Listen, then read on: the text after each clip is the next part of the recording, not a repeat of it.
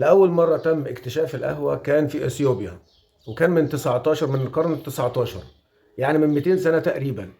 والأسطورة بتقول إن كان راعي غنم، الأغنام بتاعته بتاكل من القهوة، وهو طبعا ما كانش يعرف النبات ده. فلما كانت بتاكل من النبات ده كانت بتزودها بالطاقة، كان بيحس بطاقة غريبة لما الأغنام بتاكل من النبات ده. فبعد كده هو بدأ ياكل من النبات ده، ولقى فعلا بيزوده بالطاقة. وطبعا كانت استخدامات أو طرق طهي القهوة مختلفة. بدأوا يكتشفوا بعد كده إن القهوة، الحباية اللي جوه أو البذرة اللي جوه القهوة هي الأفضل وهي الأقوى في التركيز. ومن هنا بدأت تتطور القهوة في الاستخدام وفي طريقة الطهي.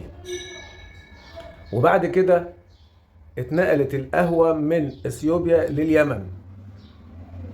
اليمن طبعا تضاريس الجبال بتاعتها افضل من اثيوبيا بالنسبة لزراعة القهوة، والمناخ بتاعها افضل من اثيوبيا برضه. اكتشفت القهوة في اثيوبيا، وبعد ما انتقلت لليمن وبدأت تتزرع في اليمن، كل ده برضو على مر سنين، اليمن بقت هي الأقوى، بقت هي الأفضل، بقت هي الجودة الأعلى لحد النهاردة. البن اليمني هو أفضل بن في العالم، اللي بيقولوا عليه الأرابيكا. الأرابيكا يعني العربية، يعني القهوة العربية اللي بتتزرع في المنطقة العربية زي أثيوبيا واليمن.